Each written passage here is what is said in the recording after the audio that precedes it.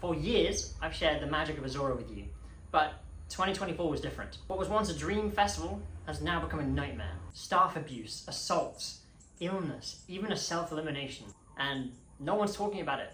So this is the reality of Ozora 2024. Let me preface by saying that I did not want to have to make this video, but as a public figure with a loud voice in the psychedelic scene, I feel an obligation to share my truth about this festival and what it's become.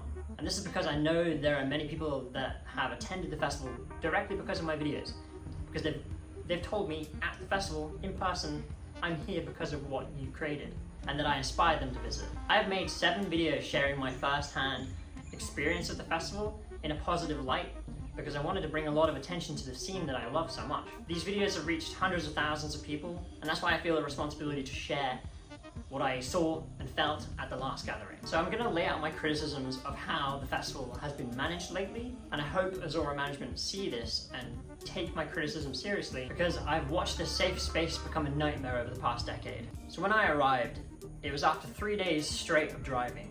I barely slept, and the front gates had been open for about 10 hours. The road was blocked on both lanes for miles. There's 2 lanes that go into the festival, but both blocked. There were so many people out of their cars doing drugs and drinking openly in the road. There were no staff members or police keeping any order on this road at all.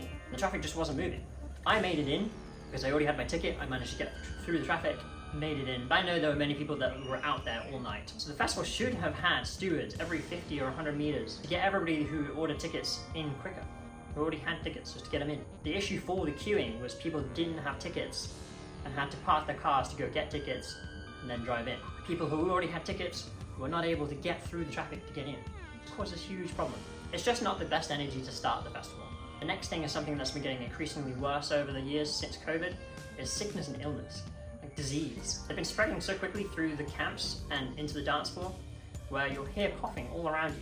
It just makes you not want to get close to anyone. This year they had to stop people swimming in the lake because they thought that that was causing an outbreak. Everybody that I know got sick. They took them all out of action for a couple days. Luckily this year, I was one of the only people that did not get sick. Some of the symptoms, like they were vomiting, coughing, diarrhea. Like, you don't want to be this sick when you're trying to party for 10 days. This never used to be an issue for Ozora, but it seems in the past couple of years there's multiple viruses going around, and they're just devastating the place. In 2023, I caught a sickness right at the end of the festival that wiped me out for the remainder of the festival. I was sick for 5 months after that. It took me 5 months to recover. Like, I didn't sign up for that. If festival attendees can't stay away when they're sick, and they openly spread disease to the rest of us, like, these people are not considerate, kind, or friendly. And I don't want to party with people like that. I want to party with loving, compassionate, healthy people. People who prioritize their health over drug abuse and other poor choices. Poor sanitation could also be a factor, as there are people defecating behind the stages, on the footpath. Now, this is not a festival organizer's problem, this is an attendee problem, but I just can't put myself in that position. There's toilets next to all the stages. Use them. Like, why would you risk spreading disease to people walking around? Most of us are walking around barefoot, and we now have to walk through human poop to get to a dance floor. So something I've noticed is since 2020, after Ozora took a 2-year break for COVID, the security has been swapped from one team to another. They're no longer the same crew that used to be there. These words are my own opinion, as my own observation, as an attendee. This new crew feel like convicts. They are the most scary people to be around. They're no longer friendly and have a hatred for psytrance. The old crew would dance along with you, laugh with us, but not anymore. These people seem to just care about control. I've got a few reports in this video that are quite distressing, and I'm keeping my friends anonymous, but I needed to share and give them a voice because I don't know where else they could share this. I hope the right people see this. So late one night, my friend came to me sharing a distressing story that he witnessed. He saw security single someone out with flashlights at the main stage. They then dragged this man out of the crowd, took him around behind the back of the stage where they could have a bit more privacy, and started physically assaulting this man. They beat him up in front of my friend, and no one stopped them. How do you hold security accountable? They're supposed to be there to keep us safe, not to assault people. My friend did not know why they were assaulting this man. If someone is misbehaving, you should remove them from the festival. You don't assault them. This is traumatizing for everyone who had to witness that, and for the man who was assaulted. It just reaffirms what I believe about this new security team, is that they desire control. They're abusing their power. This festival is advertised as a psychedelic tribal gathering. This is what they say on their website and in their promotional material. The festival is built in a way to facilitate people who are going through plant medicine journeys. And it's built in a way to make it feel safe for people going through these solo journeys. The staff know this. The organisers know this. The police know this. It's advertised in a way to make the space feel safe for people who want to do that. And it used to feel safe, but the past few years just haven't. If we cannot trust the security and other staff members, how can anyone relax into a plant medicine journey? Unfortunately, the problem also resides with the medical staff, arguably the most important staff on the site. Medics are supposed to calm people down, clean wounds, and help the sick. This is no longer happening. The major issue is that the medical staff are all Hungarian, where the festival is being held is Hungary. And none of them speak English. This is the first major problem, as most of the attendees speak English. Therefore, the medical staff should speak English. Because if somebody is desperate for aid and communication is lost, that person can't be served. That person is going to get the wrong aid or none at all. I would like to read you a horror story from a young lady who was in attendance last year. I'm going to keep her anonymous for this segment. I haven't been that sick in years. I was constantly vomiting for days. It was horrible. I ended up not being able to breathe properly, and my boyfriend got security, who called the medical team. They grabbed me and drove me to the medical tent. I was scared, as I was struggling to breathe. And also by their aggression towards me, I was not violent at all.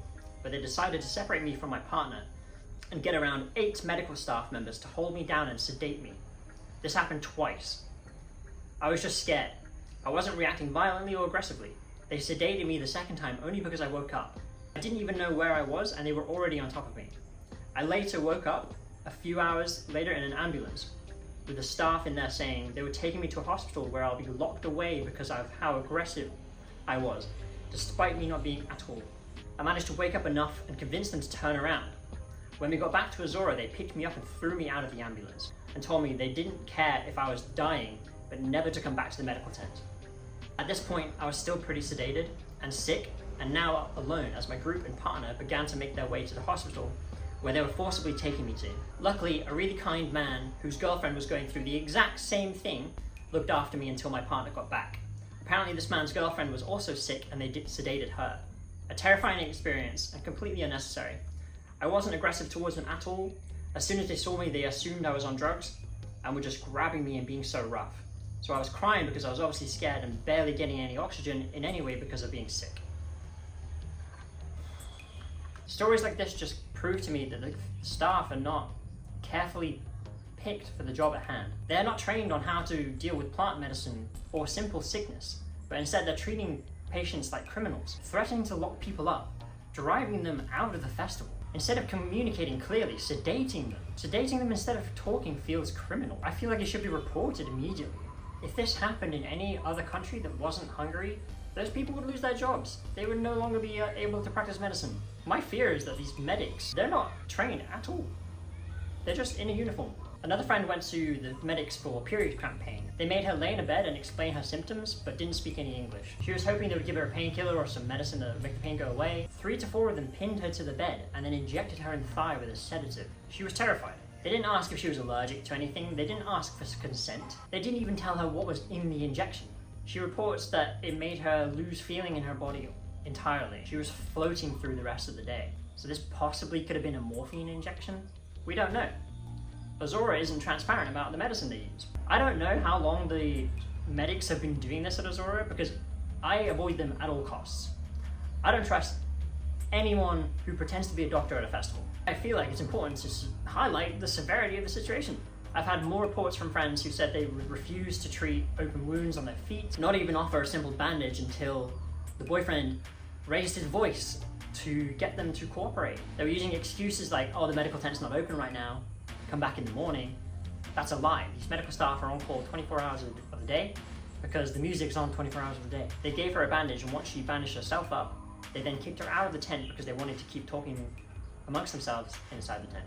So she was left on the side of the street at 3 in the morning while her boyfriend went to get her some shoes. This festival has become so large, it actually reached maximum capacity this year for the first time. And it's brought in a crowd that simply don't resonate with the original values built by the founders. The psychedelic elements have been commercialized to the max. And I worry this is destroying the tribal nature of this sacred space. It's beginning to feel like the regular world and not this paradise that they claim at the entrance. The biggest problem I became aware of this year was predatory men. I became aware at the main stage when I was dancing with a woman at about 3 a.m. There were men dressed in all black, facing away from the DJ, not dancing, just looking at the crowd.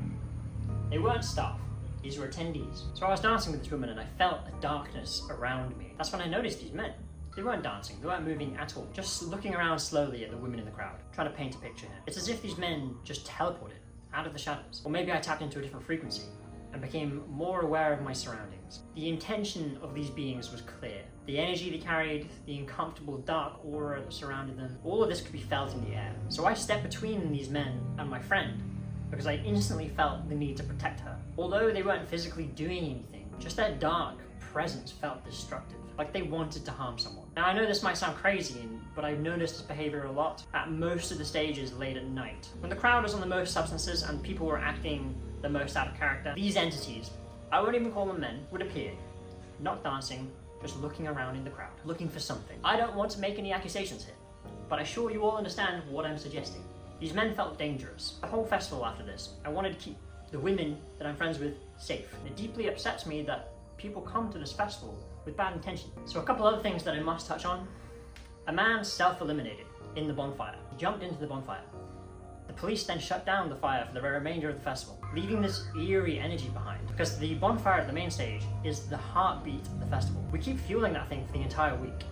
The festival begins when archers on the back of horseback shoot flaming arrows into the bonfire. That's the beginning of the festival. So to have it turned off, it just felt strange. It felt so uncomfortable. The year before that, a woman was hung from a tree. Thieves are also a huge problem at Ozora. My hammock has been robbed twice while I've been sleeping in it. They have robbed my friends many times, and a Reddit report wrote a harrowing story that I had to share. We were peacefully sleeping until we heard a loud scratchy sound on our tent. My boyfriend immediately screamed, "Hey!" and was kind of panicked, and we were confused what it was, but I did think of reading about people cutting open tents, so it came to mind. I was tired and wanted to sleep, but of course my boyfriend was not having it, and we went outside, not even realizing there was a huge cut in our tent. Thieves, of course, literally just cut our tent open while we were sleeping in it. It could have cut my head or my neck because it was right there where I was asleep, which is really dangerous and scary. They go on to report that they just left the festival after that. I don't blame them, that's terrifying. A lot of the problems Ozora have is because of the attendees. But if any Ozora officials are watching this video, and I truly hope this reaches you, I have a suggestion that could eliminate a lot of problems. When people order tickets online, ticket prices range from like 200 to 300 euros. They use a passport for ID. A simple solution before the festival begins would be to do a criminal background check using that ID. Then if anyone is a thief or a murderer or they've committed assault, anything that is not in alignment with the morals of the festival, simply don't sell them a ticket. Give the spot to someone with a better record. To me, that's a no-brainer. The festival sold out tickets this year, which means there were people that were turned away. I wouldn't invite these kind of people to my birthday party. So why are we letting them into a psychedelic tribal gathering? It feels to me that this festival is now a psychedelic commercial gathering. And all the reasons that I have highlighted have brought me to the conclusion, I'm done. I no longer feel safe there, and I fear for all my friends who continue attending. I first attended in 2015, and it's been transformative for me, surrounding myself with great people, but it's becoming increasingly harder to find those great people in amongst the crowd, and I feel that my energy is better served elsewhere. So, Ozora, I'm incredibly grateful for the time we spent together, but you've got some serious problems. If anyone watching this has been to Ozora, I think it would be valuable to add your experience in the comments, and I really hope that Ozora organizers see this video, and they see our words, and our collective distaste with the direction things are going, and they can make some necessary changes to make it safe for everybody in the future, to make the space safe again. No one wants to feel unsafe when they party. I've been Jason, thank you to my members for supporting the channel. If you'd like to join us, hit the join button down below, subscribe. Sorry that I had to be the one to do this. I'm done.